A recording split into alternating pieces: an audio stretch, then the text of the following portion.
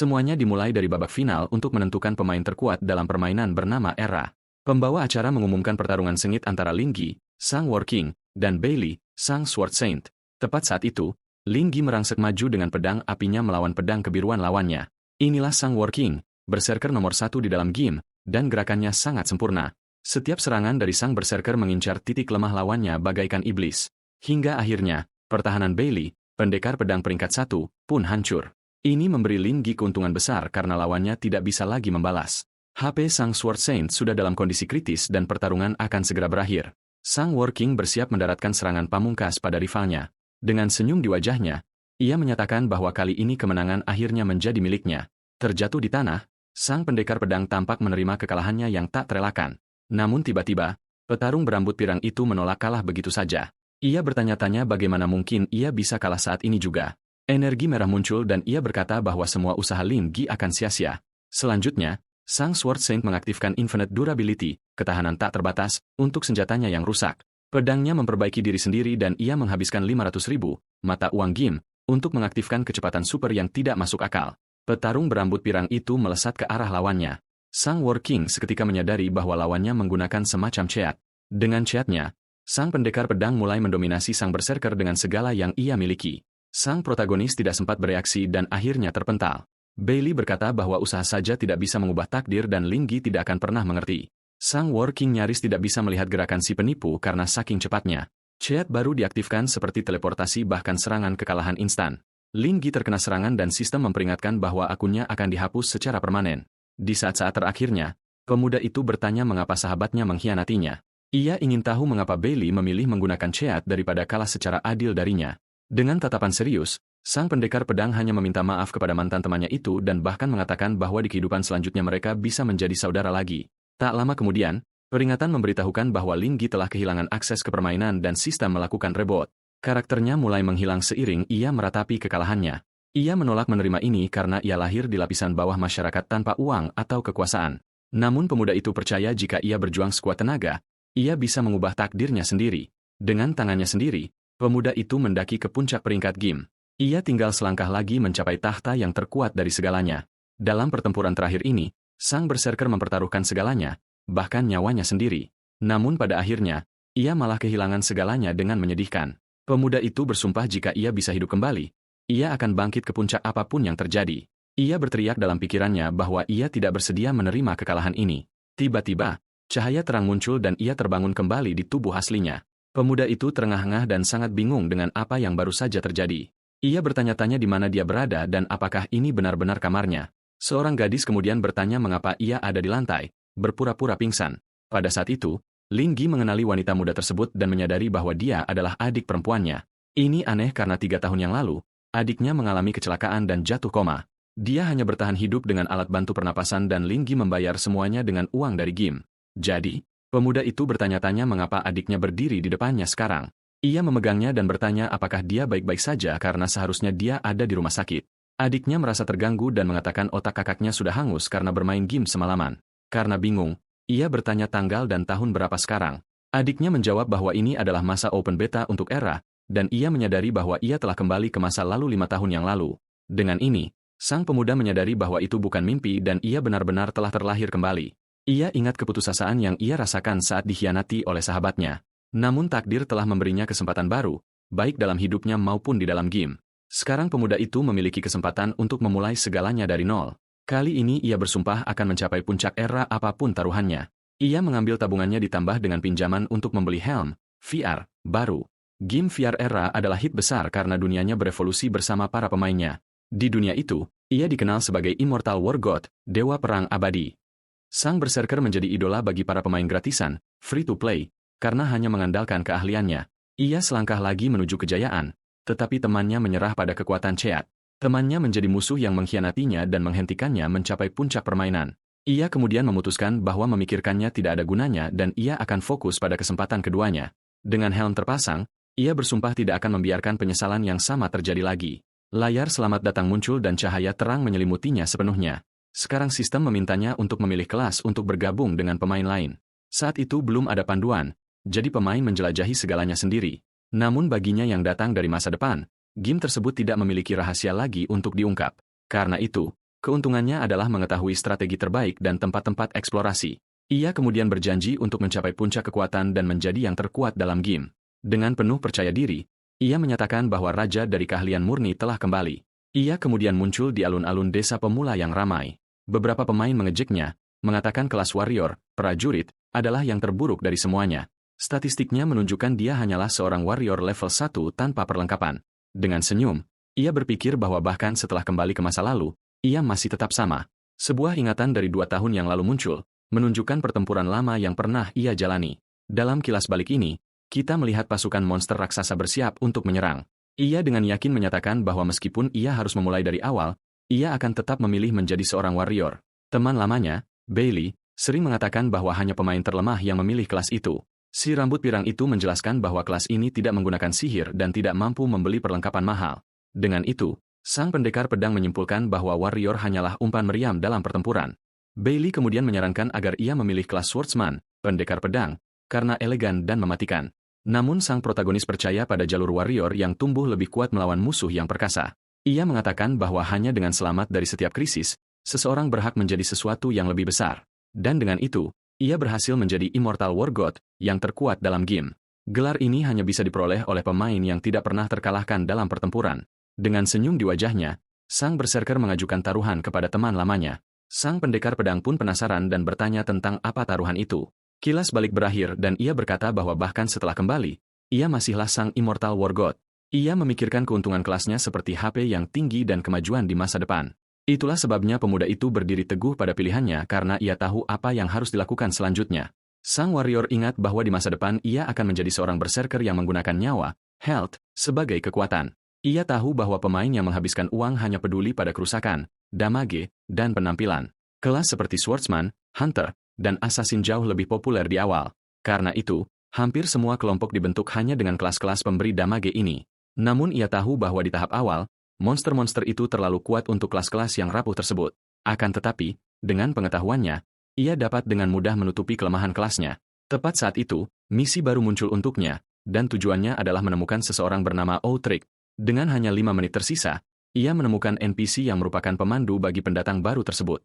Pemuda itu terkejut melihat Pak Tua itu lagi, dan itu membawa kembali banyak kenangan.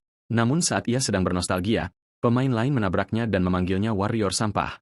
Pria yang mendorongnya adalah seorang paladin level 2 yang menuntut koin untuk membiarkannya lewat. Sang prajurit merasa ini aneh karena server baru saja dibuka setengah jam yang lalu, namun orang tersebut sudah naik level. Kemudian ia teringat adanya paket pengalaman, Experience Pack, yang bisa dibeli dengan uang sungguhan. Para pemain ini menggunakan keunggulan level untuk memeras pendatang baru dengan ancaman, tetapi sang protagonis tahu mereka hanyalah macan kertas karena tidak tahu cara bermain. Hadiah pendatang baru adalah 10 koin, jadi membayar 1 koin sebenarnya bukan masalah besar. Meski begitu, sang dewa perang bertanya-tanya mengapa pula dia harus memberi uang kepada orang itu. Sang paladin marah, mengatakan itu karena dia lebih kuat, dan mulai menyerang. Namun, mantan pemain nomor 1 itu menangkis serangan tersebut dengan tangan kosong dengan sangat mudah. Penyerang itu terkejut karena dia tidak bisa menggerakkan satu otot pun melawan si pendatang baru. Kemudian muncul notifikasi yang mengungkap bakat bawaan sang pahlawan yang disebut Grip Amplification, amplifikasi cengkeraman. Si penindas mengenali keahlian itu dan menyebutnya tidak berguna karena hanya bagus untuk memegang senjata. Dengan senyum percaya diri, pemuda itu berkata bahwa itu mungkin tidak berguna bagi sang paladin, tapi tidak baginya. Aura kuat muncul dan dia mengklaim bahwa ini adalah bakat terkuat dari semuanya bagi dia. Penyerang itu jatuh ke tanah sambil menangis karena dilucuti senjatanya dengan mudah oleh seorang pendatang baru. Sang prajurit menjelaskan bahwa bakat tersebut memungkinkannya untuk menangkis serangan dasar dengan tangannya. Dan jika kekuatannya lebih besar dari lawan, dia bisa menggunakan serangan balik untuk melucuti senjata mereka. Dengan ini, dia menyadari bahwa si penindas tidak menaruh poin statistik apapun pada kekuatan, strength, dan hanyalah seorang idiot. Namun, apa yang tidak diketahui orang lain adalah bahwa kemampuan ini berevolusi menjadi salah satu yang terkuat di dalam game. Kemampuan itu menjadi Titanes Grip, yang memungkinkannya menggunakan pedang 2 tangan hanya dengan 1 tangan. Pada saat itu, penjaga kota tiba dan pemain lain mulai membubarkan diri. Sang paladin kemudian menuduh sang prajurit menyerangnya di zona aman kepada para penjaga. Dikelilingi oleh penjaga level 5, sang protagonis dengan tenang mengakui perbuatannya. Si penindas merasa senang dan meminta penjaga untuk menghukum pemuda itu dengan sangat berat. Namun, yang mengejutkan si penyerang, sang protagonis mengatakan itu hanyalah tindakan pertahanan diri. Pria itu bingung dan tidak mengerti apa yang dimaksud dengan pertahanan diri. Dia panik dan berteriak bahwa dia adalah pemain VIP yang menghabiskan banyak uang untuk game tersebut. Sang prajurit tahu bahwa siapapun yang menyerang lebih dulu di dalam kota akan dianggap sebagai pelakunya oleh NPC. Dengan itu, para penjaga menghukum sang paladin karena memulai perkelahian di alun-alun. Kemudian sistem memaksa penjaga untuk memberikan 1 koin kepada pemuda itu sebagai kompensasi. Dengan koin di tangan, dia berpikir menyenangkan sekali menerima hadiah atas insiden tersebut. Menoleh ke arah kelompok itu, dia berkata dengan senyum bahwa dia menerima permintaan maaf mereka. Dia kemudian menghadapi teman-teman si penindas yang masih mengepungnya di alun-alun. Pemuda itu bertanya apakah mereka juga akan memberinya koin atau akan memberi jalan. Para pemain lain terintimidasi oleh sikap si pendatang baru dan mundur. Dengan jalan yang sudah bersih, sang prajurit akhirnya bisa pergi ke tujuannya. Quest diperbarui dan dia mendekati si kakek tua untuk mengambil hadiahnya. Saat mendekat, pemuda itu menyapanya, mengatakan sudah lama mereka tidak bertemu. NPC tersebut bingung dan bertanya bagaimana mereka bisa saling mengenal jika game ini baru. Sang pahlawan mengatakan mereka bertemu 5 tahun yang lalu, dan sang pemandu menganggap itu hanya lelucon.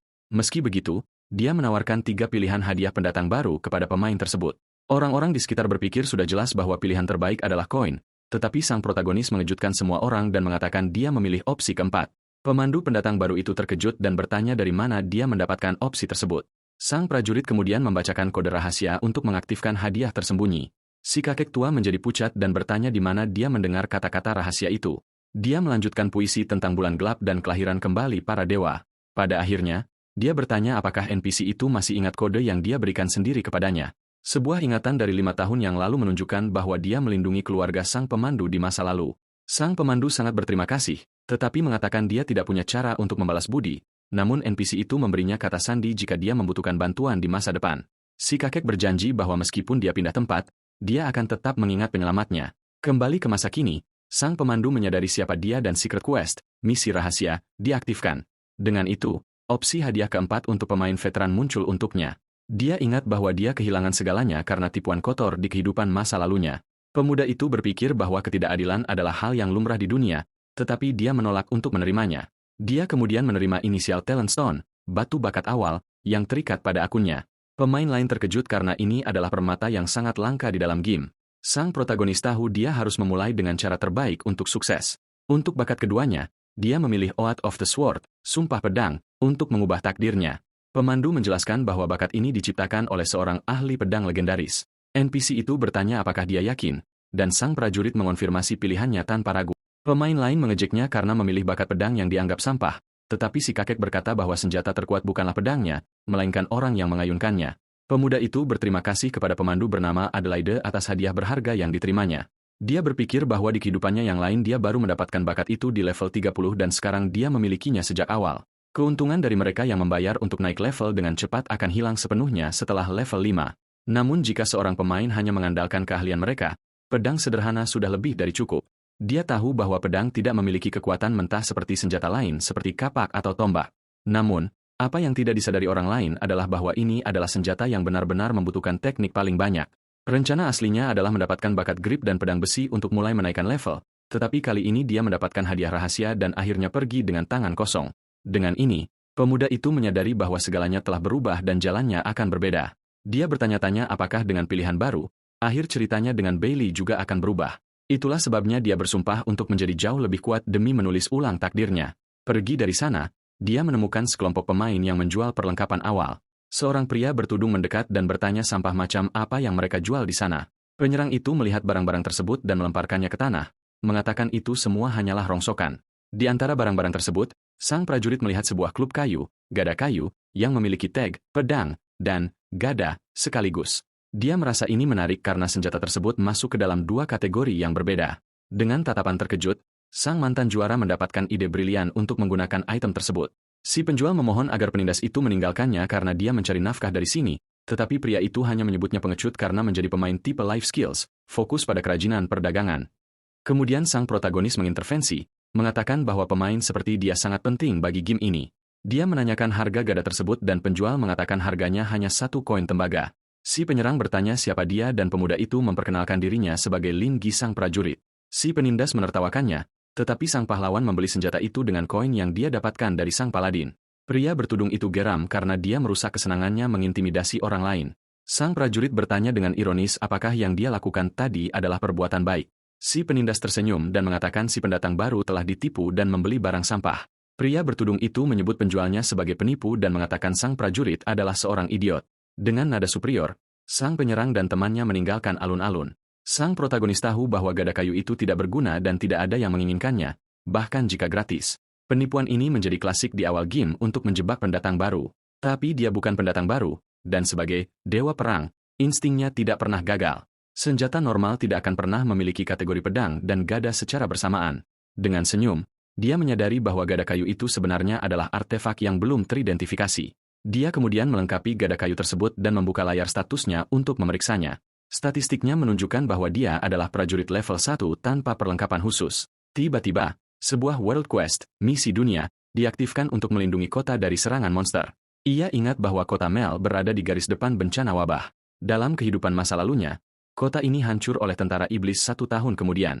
Beberapa pemain level 2 sudah berlari ke gerbang utara untuk mencari pengalaman, EXP. Namun, para penjaga menghentikan mereka dan menyuruh mereka pergi ke gerbang lain untuk melawan monster yang lemah. Sang prajurit mengabaikan peringatan tersebut dan menyuruh para penjaga untuk membiarkannya lewat tanpa kesulitan. Ia mengatakan bahwa ia sedang mencari lawan yang setara dengan levelnya untuk menguji kemampuannya. Pemuda itu menambahkan bahwa meskipun level monster tersebut lebih tinggi, ia sama sekali tidak peduli.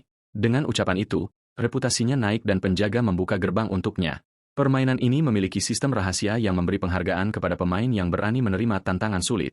Kapten penjaga kemudian menghentikannya dan menawarkan misi sampingan khusus. Dengan senyum percaya diri, ia berpikir bahwa ia berhasil mendapatkan misi yang ia inginkan, meskipun baru level 1.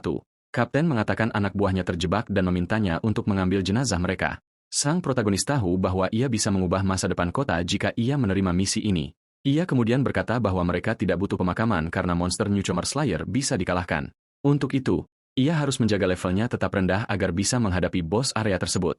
Menggunakan pengetahuannya, ia tahu bahwa ia bisa mengalahkan bos yang kuat bahkan di level 1. Kapten terkejut mendengar namanya dan bertanya-tanya bagaimana pendatang baru itu mengenalnya. Sang prajurit berjanji untuk membawa para prajurit kembali dan menyelamatkan kota dari kehancuran, tetapi kapten menganggap itu mustahil dan memintanya untuk tidak mempertaruhkan nyawanya sia-sia. Dengan tatapan teguh, pemuda itu berkata bahwa dirinya sendiri adalah keajaiban yang dibutuhkan kota itu. Meninggalkan gerbang, ia melihat sebuah pemakaman dan bertanya-tanya apakah sudah ada bercak merah, darah, di mana-mana. Dengan senyum di wajahnya, ia merasa sensasi bahaya ini sangat sempurna. Sang prajurit tahu bahwa Era adalah permainan yang sulit, tetapi tetap menarik banyak pemain. Saat ia mendekat, ia melihat sekelompok pemain yang mencari seorang tank untuk tim mereka. Ia berpikir bahwa bagi pemain normal, strategi terbaik adalah bergabung dengan kelompok. Salah satu pemain mengenalinya dan mengejeknya sebagai si bodoh besar yang tertipu sebelumnya. Kelompok itu kemudian menertawakannya karena masih memegang pemukul kayu kecil. Tanpa menaruh banyak perhatian, pemuda itu hanya menganggap mereka menyebalkan dan membosankan. Pemain lain mempertanyakan apakah ia benar-benar berniat menghadapi monster sendirian. Kelompok itu terus mengganggunya dan berkata ia akan memohon untuk bergabung saat ia kalah nanti.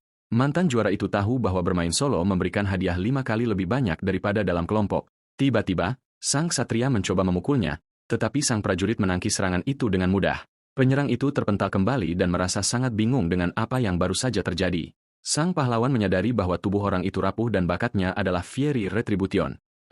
Bakat ini tampak kuat, tetapi sebenarnya membuat tubuhnya serapuh kertas. Dengan ini, ia menyimpulkan bahwa ksatria itu hanyalah seorang pengecut yang bersembunyi di balik orang lain. Ksatria itu kemudian mundur dan sang prajurit menyebutnya pengecut sejati dalam pikirannya. Pada saat itu, seekor iblis level 2 menyadari keberadaan kelompok pemain tersebut. Sang ksatria menarik perhatian monster itu dan menggiringnya langsung ke arah protagonis. Ia menyadari orang itu sengaja melakukannya untuk mencoba melenyapkannya dengan monster tersebut. Ia pun berlari karena tahu ini akan menjadi pemanasan yang baik untuk apa yang akan datang. Kelompok ksatria itu tertawa, mengira ia takut dan membeku karena ngeri. Namun dengan tatapan fokus, sang prajurit bisa melihat dengan jelas apa yang perlu ia lakukan. Ia melihat lintasan ayunan kapak iblis itu dengan sempurna. Notifikasi Perfect Dodge muncul saat ia menghindar hanya dengan selisih sehelai rambut.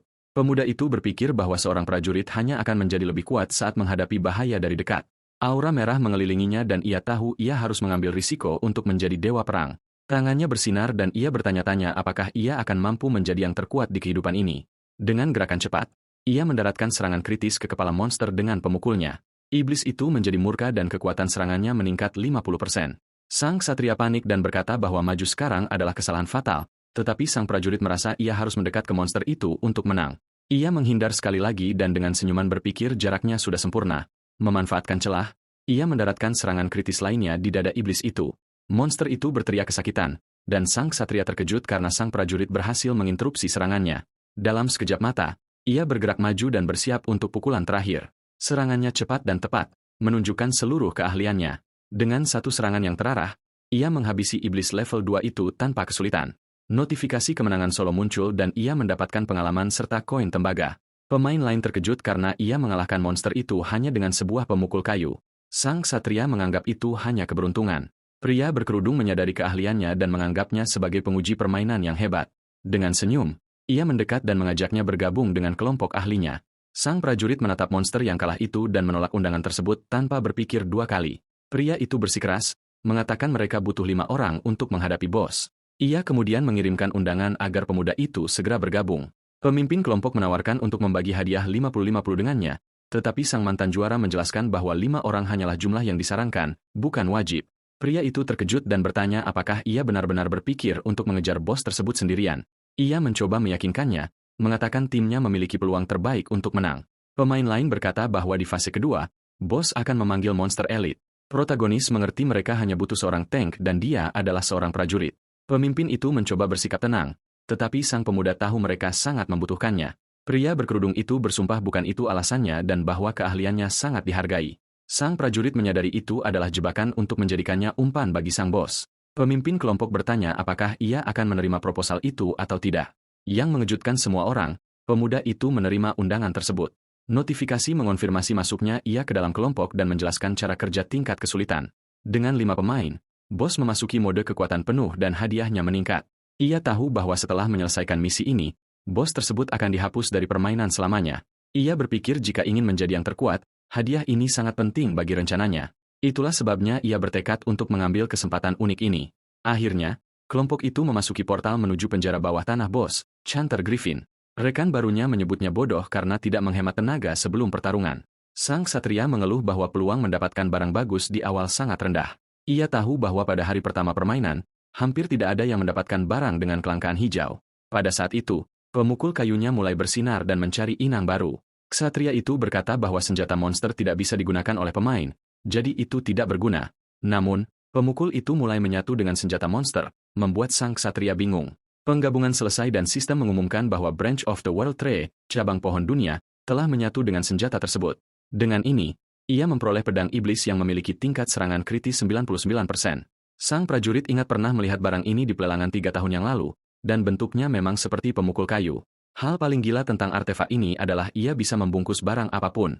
Ia ingat artefak itu terjual seharga 100 juta dan sekarang ia memegangnya di tangannya. Di awal, pemain jauh lebih lemah daripada monster karena peralatan mereka. Dengan cabang pohon dunia, ia bisa mengambil senjata monster dan menggunakannya. Statusnya diperbarui, serta kekuatan serangan dan kekuatannya meningkat drastis. Tiba-tiba, sebuah adegan, cutscene, dimulai yang menunjukkan para penjaga kota bertarung melawan monster. Bos bernama Chanter Griffin muncul, dan para prajurit bersiap untuk pertempuran demi kota tersebut. Pemimpin kelompok memperingatkan semua orang untuk tidak bergerak karena pertarungan baru dimulai setelah cutscene. Dia menjelaskan bahwa setelah mengalahkan para penjaga, bos akan memasuki fase istirahat. Sang pemimpin berkata dia akan memberi aba-aba untuk menyerang, tetapi sang pahlawan tidak mau menunggu.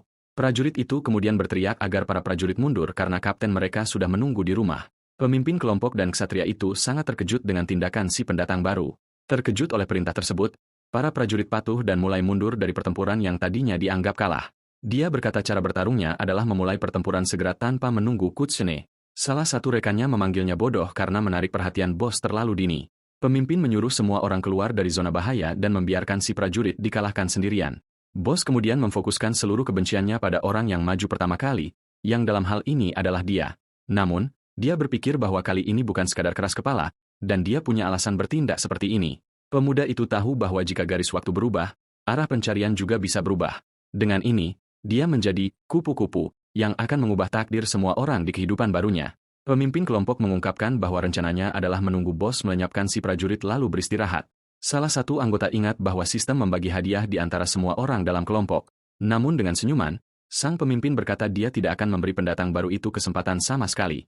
Kemudian sistem mengumumkan bahwa pemimpin bernama Rex telah mengeluarkannya dari kelompok segera. Dengan itu, bos menyerang dengan kekuatan penuh, membuatnya terpental dengan pukulan kuat. Sambil tersenyum, dia menyadari firasatnya benar sejak awal pertarungan. Mereka selalu menggunakan pendatang baru sebagai umpan untuk menurunkan tingkat kesulitan menjatuhkan bos. Namun, sang pahlawan tahu mereka salah perhitungan karena dia bukan pemain biasa. Aura merah mengelilinginya dan dia menyatakan dirinya sebagai prajurit yang lahir kembali dari neraka itu sendiri. Bos tampak terkejut oleh tekanan yang dipancarkan pemuda itu. Tiba-tiba, serangan kuat melesat melewati pemimpin kelompok yang kaget. Pria itu terkejut karena suaranya seperti ledakan Sonic Boom. Itu sangat cepat. Dengan teriakan perang, pemuda itu merangsek maju menghadapi monster itu secara langsung. Tanpa rasa takut, matanya bersinar dengan kekuatan saat dia bersiap untuk konfrontasi penentu melawan musuh. Pada saat itu, dia mengaktifkan sumpah pedang untuk meningkatkan kekuatan serangannya. Yang lain terkejut karena dia mampu bertukar pukulan secara seimbang dengan bos. Tiba-tiba, makhluk itu diselimuti energi ungu dan menjadi lebih kuat. Sebuah notifikasi memperingatkan bahwa monster tersebut telah memasuki fase kedua dan terkuatnya, bahkan dengan bahaya yang mengintai. Sang prajurit tetap berdiri kokoh tanpa mundur selangkah pun. Kelompok itu memanggilnya bodoh dan bersiap menyerang segera setelah dia jatuh ke tanah. Bos kemudian meluncurkan serangan bermuatan energi yang menyebabkan ledakan raksasa di tempat tersebut. Energi ungu menyebar ke seluruh medan perang, menghancurkan segala sesuatu di sekitarnya. Namun yang mengejutkan semua orang, dia menahan serangan itu dengan kelas karakternya yang sering dihina. Dia berkata bahwa orang lain tidak mengerti karena tidak semua orang lahir dengan hak untuk memilih. Dalam sebuah kilas balik, dia ingat bahwa kelas-kelas karakter dibagi berdasarkan popularitas dan harga. Karena itu, pemain miskin hanya bisa memilih kelas pendukung atau kelas umpan meriam, cannon fodder. Dia ingat bahwa kelas warrior itu gratis dan sempurna bagi mereka yang ingin melakukan farming. Dia menyadari bahwa mempertahankan apa yang kamu miliki berarti melepaskan semua pilihan lainnya. Pemimpin kelompok tidak percaya bahwa seorang level 1 bisa selamat dari serangan skuad itu. Dengan itu, sang pahlawan menciptakan jalan untuk menjadi yang terkuat bahkan sebagai pemain miskin. Sistem mengungkapkan bahwa kemampuan grip miliknya memungkinkan dia menggunakan pedang sebagai perisai. Pemuda itu bersumpah untuk memegang kesempatan kedua ini dan pedangnya dengan segenap kemampuannya. Memanfaatkan celah dari monster itu, dia mendaratkan pukulan tepat dan kuat pada musuh. Setelah menyerah pada jalan lain, hanya jalan penuh peluang baru ini yang tersisa. Dengan tatapan penuh tekad, dia berteriak bahwa bahkan dewa pun akan jatuh di hadapan kekuatannya. Prajurit itu kemudian maju dengan pedangnya yang bersinar untuk memberikan pukulan terakhir kepada monster itu.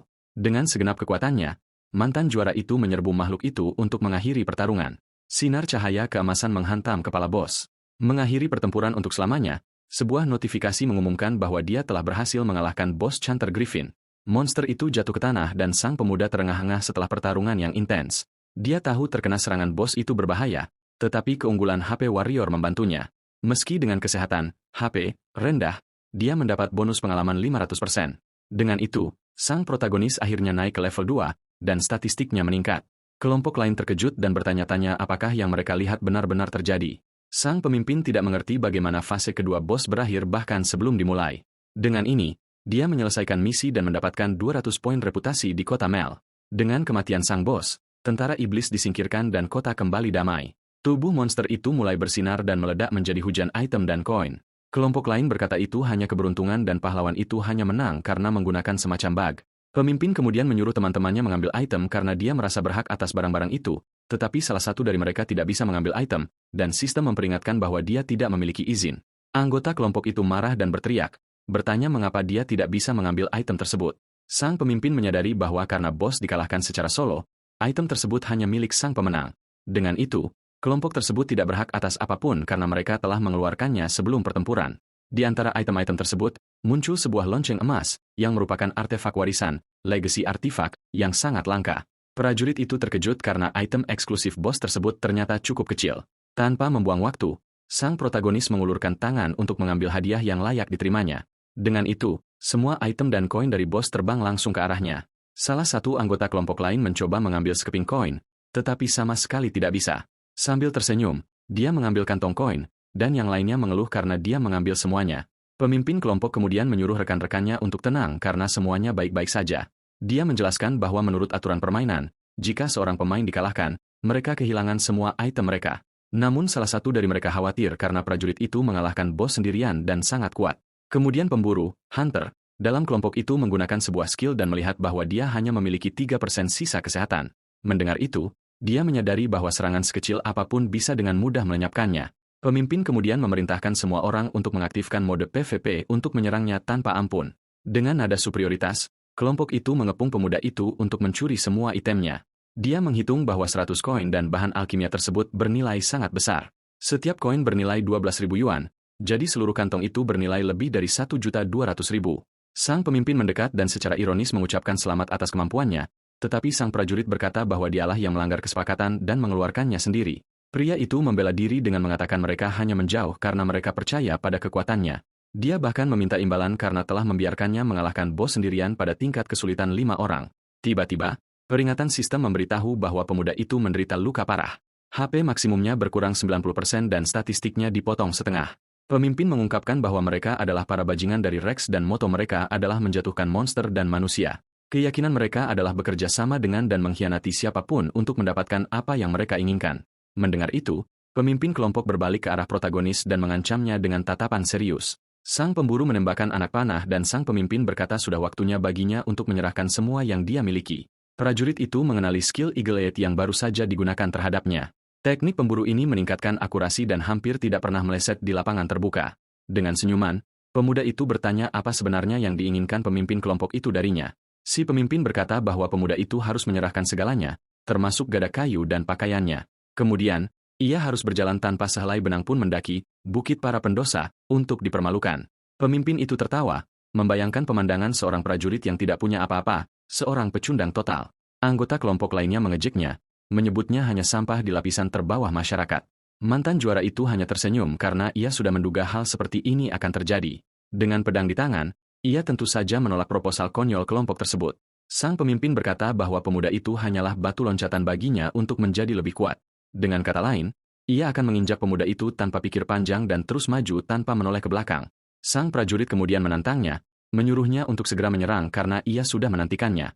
Melihat penolakan itu, pemimpin kelompok bersiap memberi perintah serangan segera. Sambil tersenyum, ia menyuruh sang pemburu untuk melenyapkannya, dan skill Eagle Eye pun diaktifkan. Namun, sebelum anak panah itu mengenainya, sang pahlawan mengaktifkan kekuatan lonceng emas dari bos. Sebuah penghalang cahaya muncul dan memblokir serangan pemburu dengan kesempurnaan total. Benturan anak panah dengan lonceng itu menyebabkan ledakan energi emas di tempat. Pemimpin kelompok mengeluh bahwa ia menggunakan artefak warisan yang didapat dari bos. Salah satu anggota kemudian bertanya apa fungsi lonceng emas itu dan apakah itu membuatnya tak terkalahkan. Kemampuan itu tidak memberikan kekebalan abadi, tetapi bisa memberinya waktu 1 detik. Orang lain berpikir itu tidak berguna karena 1 detik tidak membuat perbedaan dalam pertarungan. Namun, sang prajurit tahu bahwa 1 detik adalah waktu yang tepat yang dibutuhkan untuk menaikkan level sebuah skill. Ia kemudian menggunakan poin skillnya untuk mempelajari teknik last gasp. Dengan ini, kesehatannya pulih bahkan melampaui batas maksimum seorang prajurit. Sang pemburu terkejut melihat kesehatannya pulih sepenuhnya dalam hitungan detik. Dengan senyuman, mantan juara itu bertanya apakah mereka ingin melihat kekuatan nerakanya dari dekat. Penyihir kelompok berkata untuk tidak takut karena pedangnya masih jauh, tetapi dengan kecepatan yang tidak masuk akal, pemuda itu menerjang ke arah kelompok pemain tersebut. Pemimpin itu benar-benar terkejut dengan kecepatan prajurit level 2 tersebut. Sang pemuda kemudian mendaratkan pukulan kuat tepat di wajah pemburu lawan. Pukulan itu begitu kuat sehingga si pemburu terpental jauh dan kelompok itu tersentak. Pemburu itu tereliminasi hanya dengan 1 pukulan. Sistem mengumumkan bahwa kemampuan grip, cengkeraman, miliknya juga meningkatkan pertarungan tangan kosongnya. Pemimpin yang panik menyuruh penyihir untuk membekukannya dengan Ice Blast. Prajurit itu sempat terperangkap dan membeku di tempat. Seorang satria mendekat dan berkata bahwa es ini akan menjadi peti mati sang protagonis. Tetapi sang pemuda berhasil melewati pemeriksaan kekuatan, strength check, dan menghancurkan penjara es itu dengan mudah. Ia menyerang ke depan dengan pukulan kuat langsung ke ksatria yang meremahkannya, membuat ksatria itu tereliminasi seketika. Pemuda itu menjelaskan bahwa dengan kekuatan yang cukup, ia bisa menghancurkan penjara apapun. Penyihir itu tidak mengerti bagaimana ia masih memiliki kekuatan sebesar itu padahal statistiknya seharusnya terpangkas setengah. Saat penyihir itu panik dan menuduhnya menggunakan ceat, sebuah kenangan menyakitkan muncul di benak sang prajurit. Ia ingat teman lamanya, Bailey, yang menggunakan ceat untuk mengalahkannya di masa lalu. Ia bersumpah tidak akan pernah merendahkan dirinya ke level itu. Ia mencengkeram sang penyihir dan berkata bahwa sampah sepertinya hanya menangis saat tidak bisa menang lagi. Dengan serangan cepat dan tepat, ia melenyapkan penyihir terakhir tanpa ampun. Sekarang hanya tersisa pemimpin kelompok. Sang pemimpin mengungkapkan bahwa ia adalah seorang eksekutioner, kelas yang berspesialisasi dalam pertarungan 1 lawan 1. Ia memiliki pasif yang bisa memberikan penalti pada setiap bagian tubuh yang terkena serangannya. Pemimpin itu percaya ia akan menang jika pertarungan menjadi perang atrisi, stamina. Namun, sang prajurit menyebutnya bodoh. Dengan pedang yang bersinar, ia menerjang sang eksekutioner dengan segalanya. Tiba-tiba, sang eksekutioner kalah dan tubuhnya mulai hancur di udara. Ia muncul kembali di kristal kota dan sistem mengumumkan bahwa Ling Gi telah mengalahkannya. Levelnya turun menjadi 2 dan ia kehilangan semua barang jarahan yang pernah ia curi dari pemain lain. Dari kejauhan, sang pemimpin berteriak bahwa ia tidak akan pernah memaafkan sang pahlawan. Sementara itu, di medan perang, satu anggota kelompok, seorang ksatria, bertahan karena menaruh semua poin pada pertahanan. Sang mantan juara hanya memintanya untuk membawa pakaian itu kembali ke pemimpinnya.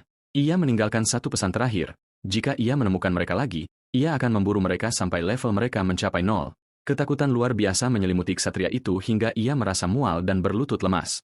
Ia bertanya-tanya bagaimana seseorang bisa memiliki kekuatan sehebat itu yang melampaui angka-angka di dalam permainan. Aura di sekelilingnya membuatnya tampak seperti dewa perang yang baru saja kembali dari neraka. Dia mendapatkan 300 reputasi dan kota tersebut bahkan akan membangun sebuah patung untuk menghormatinya. Setibanya di kota, para penjaga menyambutnya dengan sapaan yang hangat dan penuh hormat. Sang prajurit merasa sangat bingung, tidak mengerti apa yang sedang terjadi di sana. Pada saat itu, para penjaga berlutut dan dia menerima gelar warisan, Blade of the Dawn, Pedang Fajar. Pemain lain terkejut melihat NPC membungkuk kepada seorang pemain. Beberapa orang mengira itu adalah keuntungan VIP, tetapi tidak ada yang mau menghabiskan uang untuk seorang warrior. Pemuda itu kemudian teringat pernah mendengar tentang gelar ini di kehidupan masa lalunya. Dalam kilas balik dari 3 tahun lalu, dunia tertutup oleh malam abadi. Monster mendominasi daratan dan peradaban berada di ambang kepunahan total. Namun, seorang prajurit manusia legendaris muncul untuk membawa harapan bagi dunia yang gelap. Dia memimpin pasukan dari semua ras dalam pertempuran terakhir melawan kegelapan. Prajurit tanpa nama itu mengangkat pedangnya dan menjadi cahaya harapan bagi semua orang. Blade of the Dawn adalah salah satu dari 8 gelar warisan yang ada di dalam game tersebut. Para pengembang mengatakan bahwa gelar-gelar ini adalah pencapaian rahasia yang sangat langka. Dan sekarang, dia telah mendapatkan salah satu dari 8 gelar tersebut tepat di kota awal permainan. Para penjaga menyambut sang Blade of the Dawn dan dia merasa itu adalah sebuah kejutan. Salah satu penjaga mengatakan bahwa tindakan keberaniannya telah menggerakkan seluruh penduduk kota. Dengan itu, wali kota mengundangnya ke sebuah perjamuan dan sebuah misi, quest, baru muncul. Kapten penjaga menawarkan diri untuk mengawalnya secara pribadi menemui wali kota, tetapi dia menolak tawaran itu dan mengatakan bahwa dia lebih suka tetap rendah hati untuk saat ini. Dari jauh, sang eksekutor mengamati segalanya dan mengatakan bahwa pemuda itu hanya berpura-pura baik. Pemimpin kelompok tersebut bersumpah untuk menangkapnya di sebuah gang untuk membalas dendam atas segalanya. Salah satu anggota menyarankan agar mereka tidak lagi mengganggu sang pahlawan karena reputasinya, tetapi sang eksekutor marah dan berkata bahwa jika mereka melenyapkannya, pemain lain akan menghormati mereka. Salah satu anggota kelompok kemudian bertanya apakah sang pemimpin sudah memiliki rencana untuk mengalahkannya. Sambil tersenyum, dia membual tentang memiliki pengaruh lebih besar daripada siapapun di kota itu. Tiba-tiba, seorang penjaga menghentikannya dan memperingatkan bahwa dilarang mencabut senjata selama festival. Eksekutor itu menyuruh penjaga untuk santai karena mereka hanya sedang membicarakan bisnis, tetapi penjaga itu memperingatkan bahwa dia sedang mengawasinya karena sang eksekutor memiliki sejarah sebagai pemain jahat. Dia berpikir bahwa setiap kota memiliki sisi gelap dan sang pahlawan akan menyesali ini. Prajurit itu kemudian mendekati balai kota untuk menemui wali kota. Dia membuka pintu kantor dan bersiap untuk berbicara dengan pemimpin Miltown. Dari mejanya, wali kota menyapanya dengan suara ceria dan senyuman di wajahnya.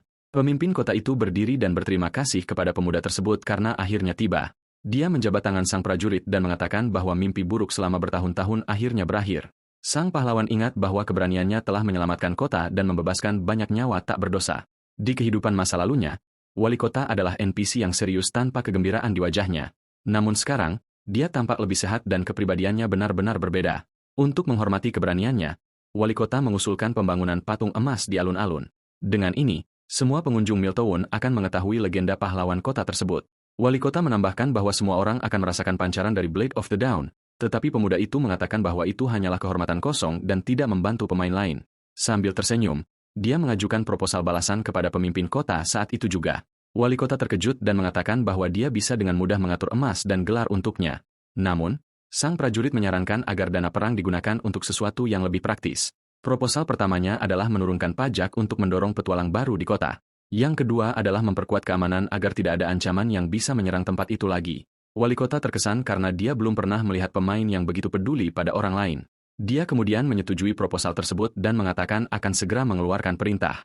Dengan itu, pemberitahuan regional dan global mengumumkan pengurangan pajak di kota tersebut.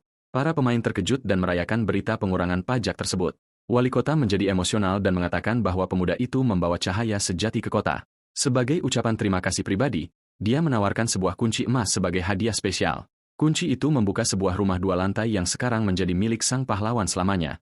Dengan ini, dia menjadi pemain pertama yang memiliki properti di seluruh game. Di kehidupan masa lalunya, memiliki properti di game ini adalah hak istimewa yang tidak terjangkau. Kelangkaan tanah adalah aturan mendasar game ini karena AI-nya. Ini tidak seperti game lain di mana Anda bisa membeli seluruh jalan dengan uang sungguhan. Di dunia yang luas ini, setiap jengkal tanah sudah memiliki pemilik yang ditentukan oleh sistem.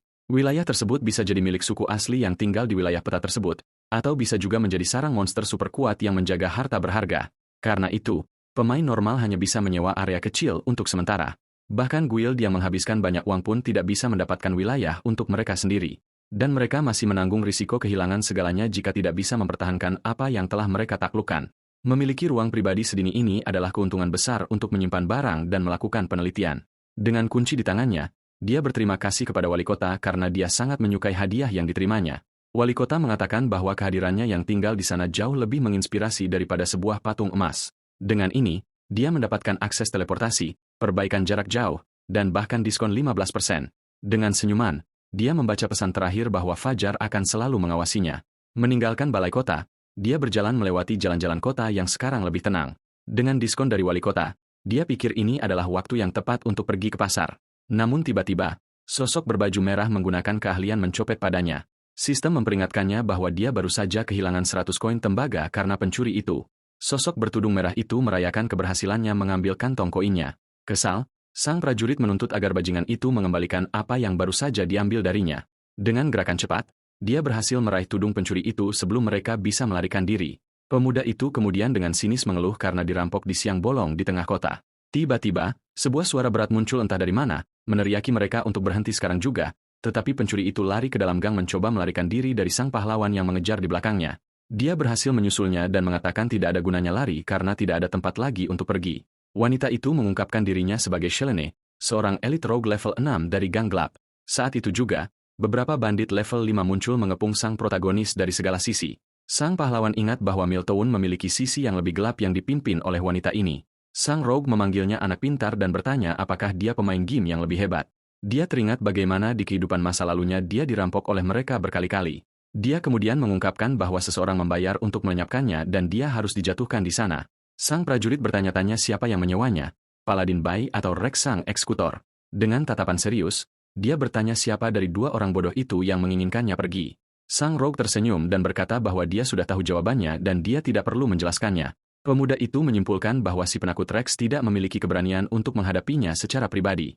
Shelene mengatakan dia hanyalah seorang NPC dan pertengkaran antar pemain bukan urusannya.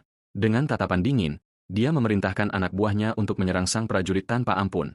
Para bandit kemudian menyerbu sekaligus ke arah Blade of the Dawn, tetapi sang pahlawan memblokir semua serangan mereka dengan pedangnya tanpa kesulitan sama sekali. Dampak dari serangan itu menciptakan gelombang kejut yang membuat semua bandit terpental. Hanya dengan satu gerakan, dia mengalahkan semua anak buah itu dan mereka mulai menghilang. Shelene terkesan dengan kekuatannya dan memujinya sebagai petarung yang hebat. Mantan juara itu kemudian bertanya apakah dia ingin melanjutkan pertarungan melawannya. Dia mengatakan bahwa merampoknya tidak sebanding karena dia akan menghabiskan semuanya hanya untuk menyembuhkan anak buahnya. Sang rogue menyuruh anak buahnya mundur karena mereka tidak punya peluang melawan pahlawan kota. Sambil pusing, dia mengeluh bahwa NPC pun harus mengkhawatirkan masalah biaya.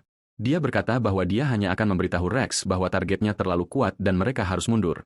Wanita muda itu mengucapkan selamat tinggal dan menyuruhnya menyebutkan namanya jika dia pergi minum di gang gelap. Namun sang pejuang menghentikannya dan memintanya menunggu sebentar sebelum dia pergi. Dia berbalik dan bertanya apakah dia tidak puas setelah dilepaskan. Dengan tangan terulur, pemuda itu menuntut kantong koinnya segera dikembalikan. Sang rogue tertawa dan berkata bahwa dia masih menawar bahkan setelah nyawanya diampuni. Dengan tatapan kesal, dia berkata bahwa uang itu adalah biaya karena telah membiarkannya hidup. Mata sang pahlawan bersinar saat dia menyatakan bahwa dia mendapatkan uang itu melalui kerja kerasnya sendiri. Dengan aura emas, dia berkata bahwa jika wanita itu menginginkannya, dia harus mendapatkannya dengan usahanya sendiri. Sang rogue menerima tantangan tersebut dan berkata bahwa hadiah serta uang itu semuanya akan menjadi miliknya. Dengan itu, wanita itu menyerang dengan pedang bayangannya melawan pejuang yang tak kenal takut itu. Pedang mereka beradu dalam kilatan cahaya emas yang menerangi seluruh gang. Sang pahlawan berhasil menangkis serangannya, tetapi kekuatan hantaman itu mengejutkannya hingga dia tersenyum. Wanita itu memperingatkannya agar berhati-hati dengan daya tahan senjatanya. Dia merasa aneh karena di kehidupannya yang lain, Cheyenne hanyalah seorang NPC pasar gelap. Wanita itu mengejeknya, menawarkan uang untuk membeli senjata baru di tukang besi. Pemuda itu heran mengapa dia bertindak begitu dramatis sekarang, padahal dia tetap tidak akan menyerahkan uangnya meski harus bertarung dengan tangan kosong. Sang mantan juara menyatakan bahwa dia tidak akan membiarkannya pergi begitu saja. Pemimpin gang itu menganggap cara dia memprovokasi sangat kuno, tetapi dia berkata sedang dalam suasana hati yang baik dan akan melayaninya bertarung 1 lawan 1. Dia kemudian memerintahkan anak buahnya untuk memberinya sambutan gang gelap yang pantas. Preman yang tersisa mulai berteriak dan bersorak agar bos mereka menang. Sorakan berlanjut saat mereka berteriak bahwa kemenangan pemimpin mereka sudah pasti. Dari atap rumah, sorakan para bandit bergema di seluruh gang gelap, memanfaatkan gangguan tersebut. Sang rogue melemparkan belati untuk menguji lawannya. Dia menyebutnya lambat dan menyerbu ke arahnya dengan kecepatan luar biasa, tetapi mata sang Downblade mampu mengikuti gerakannya. Dengan tendangan yang kuat, dia mendaratkan serangan langsung dan bertanya apa pendapatnya. Pemuda itu terkejut dengan kekuatannya dan berpikir bahwa wanita ini berbeda. Dengan tatapan fokus, dia menyadari bahwa dia bukan NPC biasa seperti yang dia kira. Menggunakan kekuatannya, dia berhasil melemparkannya ke udara dan membebaskan diri dari serangan tersebut. Wanita itu mendarat dengan anggun, dan dia menyimpulkan bahwa wanita itu memang sangat kuat. Dengan itu, sang pahlawan merangsek maju untuk melanjutkan pertempuran sengit. Tinju mereka beradu dan dia bertanya sambil tersenyum apa pendapatnya tentang pukulannya. Wanita itu nyaris tidak bisa menghindar dan memuji refleks cepat pemuda itu dalam pertarungan. Dia kemudian mencoba serangan balik, tetapi sang pejuang selangkah lebih maju. Dengan gerakan cepat, dia berhasil menangkap tinjunya dan menghentikan pukulan itu. Sang rogue benar-benar terkejut karena dia menghentikan serangannya dengan begitu mudah. Energi ungu mulai terkuras dari tangannya, dan sang pejuang tersenyum.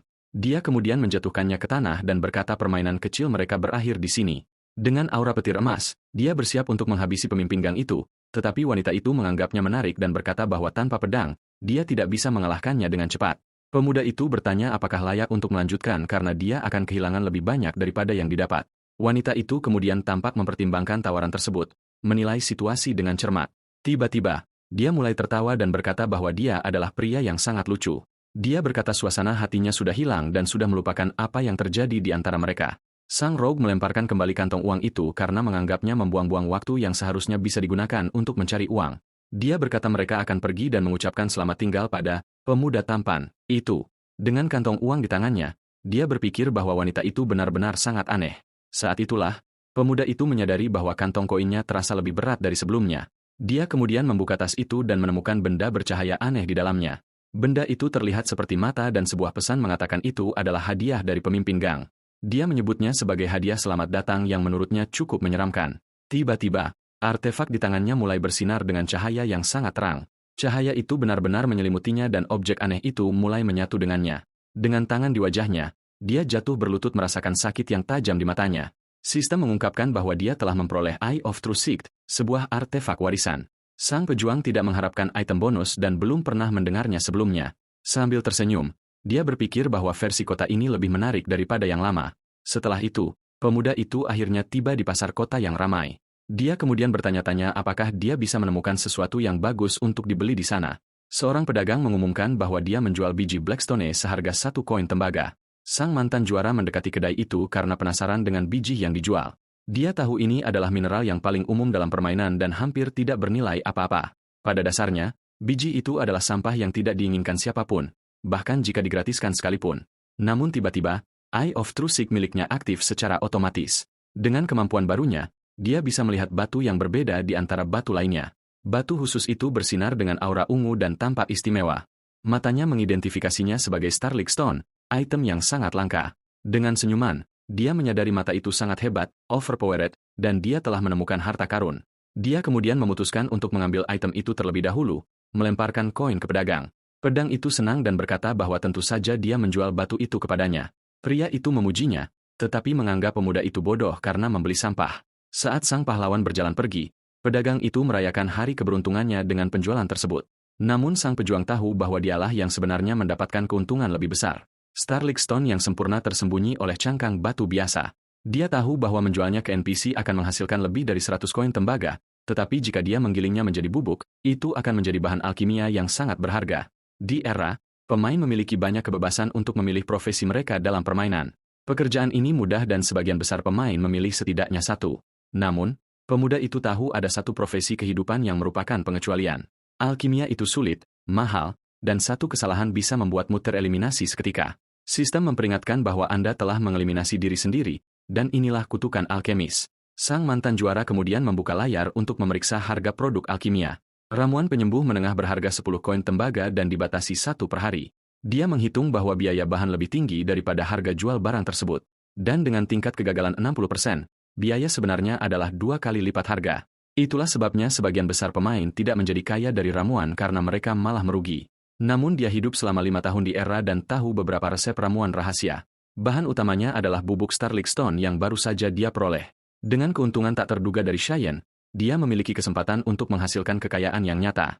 Dari kejauhan, dua pemain memperhatikannya dan memutuskan untuk menirunya agar bisa mendapat untung juga. Salah satu dari mereka berkata dia melihatnya membeli batu hitam, jadi dia membeli yang serupa, tetapi pedagang itu meyakinkannya untuk membeli banyak batu sekaligus. Pedagang itu bertanya-tanya apakah dia menjual bijinya terlalu murah kepada sang Downblade. Sambil duduk di bangku, dia membeli bahan-bahan untuk 100 ramuan penyembuh menengah. Dengan tangannya, dia menghancurkan batu itu dan menghasilkan bubuk Starlight yang sempurna untuk digunakan. Pemain lain mengira batu hitam itu adalah bahan untuk item langka.